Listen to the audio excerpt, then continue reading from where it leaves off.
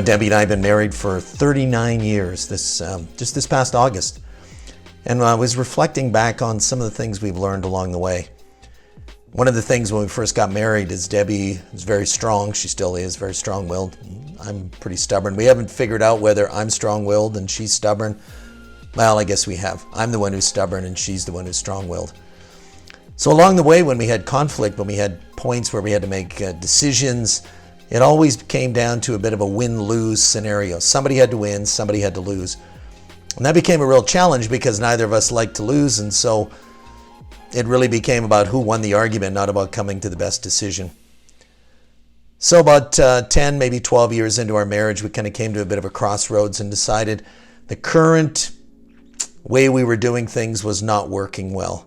And we got some outside help. And one of the things that's important to realize when you come to an impasse, make sure you look for information that's going to help. Sometimes the thinking that caused the problem is not going to be able to be used to solve the problem, and we had to get some outside thinking to be able to solve the problem. So here's a list of some things that we learned, and I tell you, it greatly reduced, maybe by as much as 90%, the lack of resolution and reduced the stress when conflict came. We had a strategy now in how to get to a resolution that worked for both of us. And these things really help. So my encouragement to you is take the ones that work, kind of put together your own list and talk with your spouse about it and kind of agree on which ones you will try and see how they work and get some feedback on it. So let's start with number one. You need to understand the difference between complaining and criticizing. Complaining is I'm sharing how I feel about certain actions. Debbie might communicate to me, this is how I felt when you said this or when you did this. Versus criticism, which is an attack of character. And I just want to encourage you, do not go there. That just is a no-win situation when you criticize your spouse. And there's no real opportunity to make any change because it's a personality-based thing. You're attacking who they are. Versus a complaint is, I felt demeaned. I felt less valued. I felt that you were angry with me. And it really brings to light the difference between the two. One can be corrected, the other can't be. So I really want to encourage you, understand the difference between complaining and being critical. Number two, give your spouse the right to complain. And now that may seem like a weird thing to do, but it's like, if something is wrong, make sure you tell me. Don't wait. Don't let them pile up and then dump them when it seems most opportune in an argument that you may have the upper hand. Don't do that. And remember, timing is important. You don't want to embarrass your spouse. You don't want to do it in public. Do it in private. Now, have we been perfect at this? No. But we always try to, any complaint we have, we deal with it privately. And we present the best of each other to our friends and in public. That's just an honoring thing that you do with your spouse. Number three, try, and this is easier said than done, as most of these are.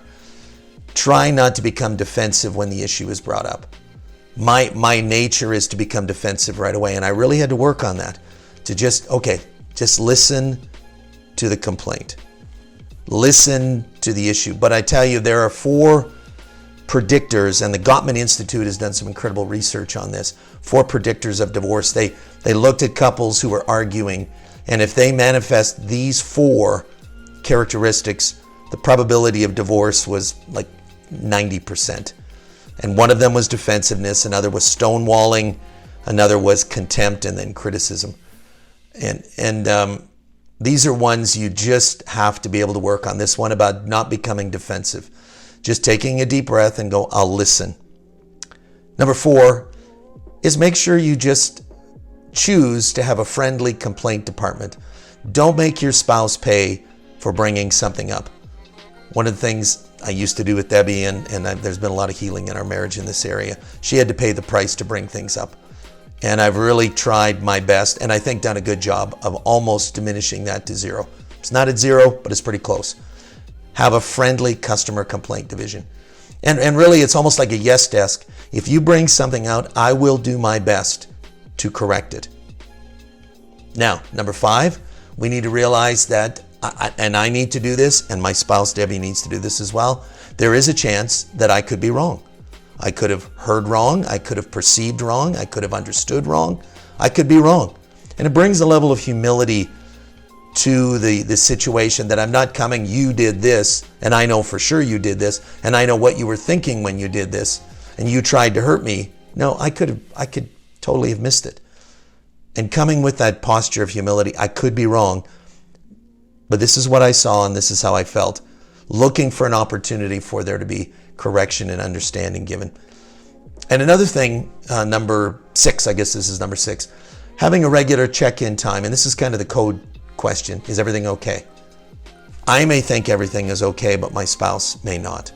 And giving them permission, when I say is everything okay, kind of code word for this is your opportunity to bring up anything that's out of alignment in our marriage and being okay with doing it. Now that takes some strength of character to bring that up because you're opening yourself up.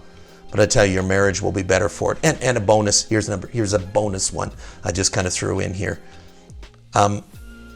Be ready to apologize when you need to.